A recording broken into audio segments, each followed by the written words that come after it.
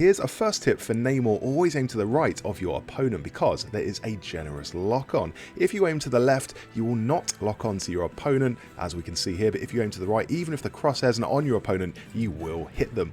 This goes for other characters as well, like Iron Fist, so he missed on the left and we hit on the right, even though in both cases we weren't actually aiming at our opponent. Mantis is the same: aim at the left, you will not hit your opponent, aim on the right, and you will, even if the crosshair is not on your opponent. And the same with Rocket Racoon. So basically anyone with a projectile attack, aim towards the right and not on the left. But don't worry, I will be giving you tips for each of these specific characters later on in the video. Let's just call this tip a Namor tip. On to Hawkeye now, and did you know you can instantly KO opponents with a headshot within 60 meters? If you're within 60 meters, one headshot is enough to KO most opponents. Now, if you move beyond 60 meters, if you, for instance, go to 61 meters, it takes 2 headshots for some opponents. But how do you know how far your opponent is away from you? All you have to do is mark them by pressing down on the D-pad. This gives you a distance above their heads, showing you what range they are. So mark your target and go for that headshot. The tip to bear in mind for Magick is using her combo. So if you just hold RT, it takes 4 swings of the weapon to KO your opponent. But if you charge up with LT, jump, press RB, and then melee, that takes just 3 swipes. So again, just 3 swings of the sword will do it. As Psylocke, it takes 4 shots of your projectile attack to KO this enemy, but if you melee in between projectile attacks, it's a lot quicker. So it takes 4 shots of your projectile attack to KO them, but if you melee in between, it takes a lot quicker. Let me show you this side by side. Look on the right, and you will see it takes a lot quicker to melee in between projectile attacks. And just a bonus tip, as Psylocke, you probably know you can recall your shurikens using LT, but did you know you can actually direct where you recall these shurikens using the crosshair? In other words, these projectiles recall to wherever your crosshair is pointing. You can use this fact to damage 2 enemies in one go. Simply point your crosshair over an enemy as you recall your projectile, and you'll damage them as well as the enemy you originally threw your projectile at. It's Wolverine time, and there are a lot of tips you can use for this character, but I'm limiting myself to one tip, and that is to use the fastball to take out airborne enemies. If you launch yourself as Wolverine, hold LT in the air and you'll take out enemies, and then you can slash them on the ground. This is really useful if you're up against a really annoying Iron Man. Just pluck them right out of the air. This is a tip for how best to use Doctor Strange's ult. So you only want to use it when you've built up his passive. His passive is called the Price of Magic, and it fills up, as you can see on the meter at the center of the screen, the more successive hits you land on enemies. When this is filled up, you can release it using RB to do extra damage. Now, what you want to do here is use your ult when you've built up this meter to 100%. This means you'll do extra damage to enemies. Press RB to unleash Maelstrom of Madness, as well as RT to unleash Daggers of Danak. This will take out your enemies incredibly quickly. Continuing on the topic of ults, Magneto's ult actually attracts projectiles. It's not just a big purple bomb. If you check out the bottom of the screen, you can see the red lasers being attracted by Magneto's radius. That means these projectiles are not going to your teammates, so you're defending them by attracting all of the projectiles. Here's something you never want to do as Black Widow, and that is fire from the hip. Firing from the hip does way less damage for these robots. For instance, it takes 5 shots fired from the hip to take them out. But if you aim down sights using Black Widow's rifle, it takes just 3 shots. There we go. And just for comparison's sake, check out the hip fire from Black Widow. 1, 2, 3, 4, 5. So always aim down sights no matter how close they are. You might be like me and you're missing a lot of Black Panther's LB attack. Even if you hit your opponent, you will go straight through them and you could fall straight off the map. Also, it takes a while to get back to your original position. Instead of doing this and falling off the map potentially, what you want to do is aim at the ground. Not only will you actually damage your opponent as well, but you won't go anywhere, so you can keep your position and damage your opponent. Then unleash your claw strikes and take them out. One thing I recommend doing, especially if you're playing on controller, is turn up your vertical sensitivity. Do this in the settings. Now when you look down, you can look down a lot quicker. This means you can aim at the ground, use your LB in an instant and take the fight to enemies. Starlord's LB is really cool and sees you just kind of spin around firing off your guns, but you can make this even better by rocket boosting up into the sky and then doing the same move. This lets you take out airborne enemies. Now, it's not incredibly powerful, like you won't instantly KO them, but it does enough damage and means you're much more versatile, so you can take out both enemies on the ground and in the air. Speaking of airborne enemies, Luna Snow can freeze them right out of the sky with her LT attack. Now, the length of time they're frozen depends on whether you attack them when they're frozen. So if you don't attack them, they'll actually stay frozen for a few seconds. If you do attack them, you'll knock them out of their frozen state. So it's up to you whether you want to attack them or not, but what I like to do is freeze them and they'll actually plummet from the sky in a straight line. You can use this to predict exactly where they're going to fall and shoot them as they're falling from the sky. This helps you get headshots and do more damage. The Winter Soldier has a really effective grapple with a great range, but you can combo this into a kick to knock opponents off ledges. You can also grapple them over to you, then turn around and kick them into your opposing team. This puts your enemies right in the thick of the action, so all of your teammates can gang up on them and take them out a lot quicker. Okay, so for me, Jeff is one of the easiest characters to get your head around, but if I do have to pick one tip for him, it's to use his team up ability with Groot. When you have a Groot in your team, all you have to do is press B and you can ride on their shoulders, and it's absolutely incredible. Not only this, but if they're in need of healing, you can heal them while you're riding on their shoulders by holding RT and just aiming downwards. Make Captain America much more effective with two settings. The first one is enabling the option hold to raise shield. So turn this on. This means you hold LT to raise your shield and you let go to put it down. What this means is you can enter your defensive and attack states much more quickly, and not only that, it just takes less button presses to do so. If you turn off hold to raise shield, so it's a toggle, you have to press the LT button double the amount of times, and it's just harder to bring your shield up and down.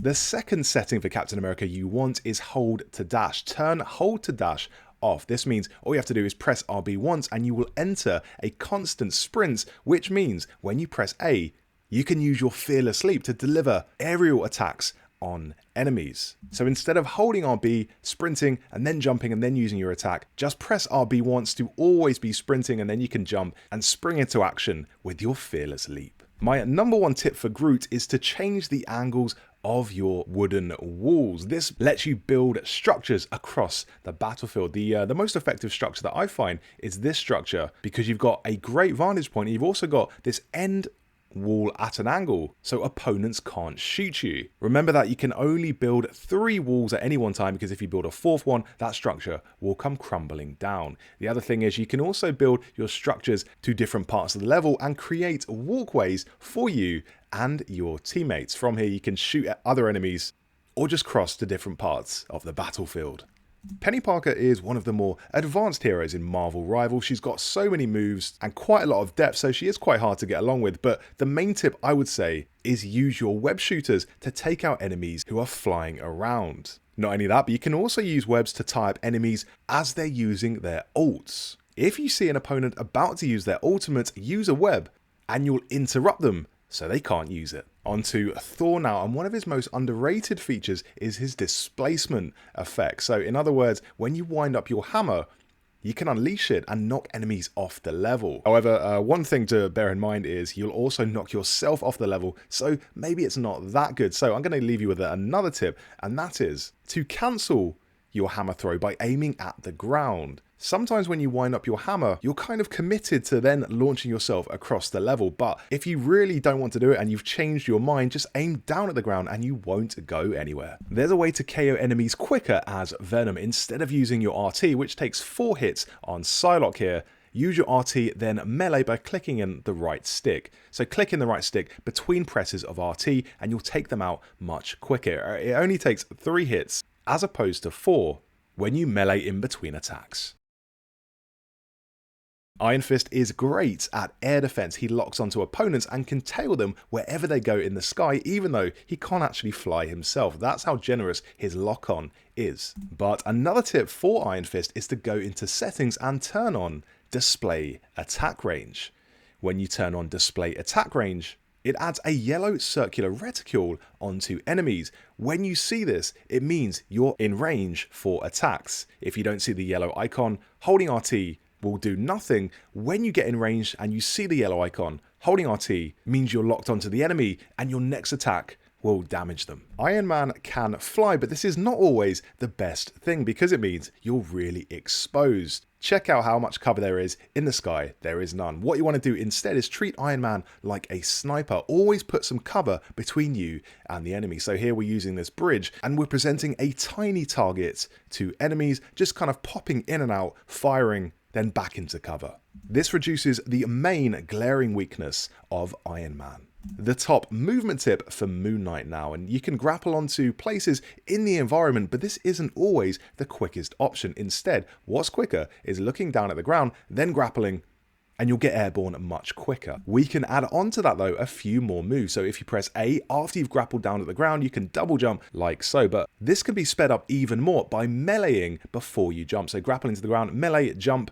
and then you can get into your glide. And as you can see, I'm turning my glide off and on as I go. For this, go into settings, then turn on hold to glide. This makes it so you have to hold the glide button down in order to glide. Why would you want to do this? Because you can turn it off and on and get a lot more distance on your glide. Scarlet Witch can be a really powerful character in the right hands, especially with her ultimate, which can take out many characters in one go. But as you can see, it takes a good 5 seconds to charge up. What you want to do instead is keep behind cover as you charge up. Then when it's ready to go, burst out of cover and take out enemies. The easiest way to do this is to count to 5 in your head and then use your ultimate. This is a tip for Squirrel Girl now, but this also applies to any heroes that have projectiles, and that is to use the training area under the map. Go into the training area, turn on flying enemies, and make sure their routines are random, because for me, this exactly mirrors what it's like playing opponents in competitive matches. It's no point just having a bot in the training area who just hovers in one place. They're going to be moving around in a match, so make sure they're moving around in the training area. If you've never been to the training area before, this is the route to it. It's underneath the map, and then you've got a terminal, and you can select any opponent you want, and also customize their movement types. It really just helps keeping your skills sharp. For me, Storm is one of the weakest heroes, and that's because her radius of effectiveness really isn't that good. You can see this blue circle on the ground, and as you get higher, it gets smaller. This means you can't help as many teammates when you're higher up. You have to get really low to the ground to make that radius bigger, but that also means you're going to be more vulnerable. So the tip really is just to pay attention to that radius. An extra tip though is to go down into settings and turn on allied health bars. This lets you see the health of all of your allies, which is really helpful and just gives you a bit more information. Adam Warlock's ult is really useful and can bring your teammates back from KO'd states. As you can see, they are now ready to join the battle. However, you really want to pay attention to where you lay your ult. Putting it directly in your enemy's line of fire is not a good option. Instead, go around the corner and drop your ult out of sight of enemies. And this means when your teammates spawn in, they will not be constantly under fire. Add more heights to your jump as Cloak by pressing A before you use Shroud. So if you don't press A, that's how high you can go. If you jump before you use Shroud, there we go. We've got up to the balcony and we've got a lot more height on our jumps. You always want to be as high as possible as Cloak and Dagger. This means you're out of range of enemies. And you can also look down at the battlefield and heal your teammates from relative safety.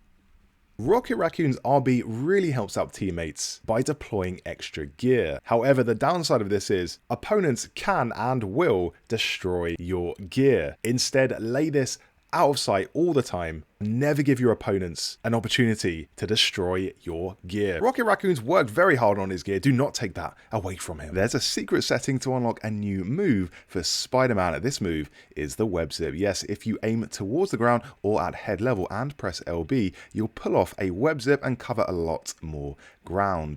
To unlock this move, all you do is first go into settings, then go into combat.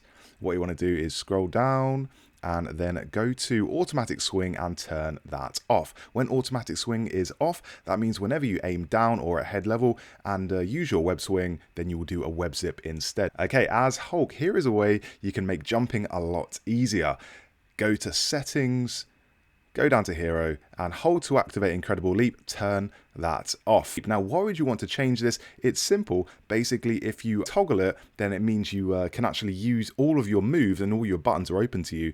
You don't have to hold the button down. If you hold the button down, which is the default, then it means you can't use any of your moves while you're queuing up for a jump. We can't even move the camera. So you want to have this jump on a toggle. There's a way you can actually avoid reloading, and that's by simply switching between your guns. When they run out of bullets, instead of reloading, just switch between them with Y, and you never have to reload. It's kind of an infinite ammo trick.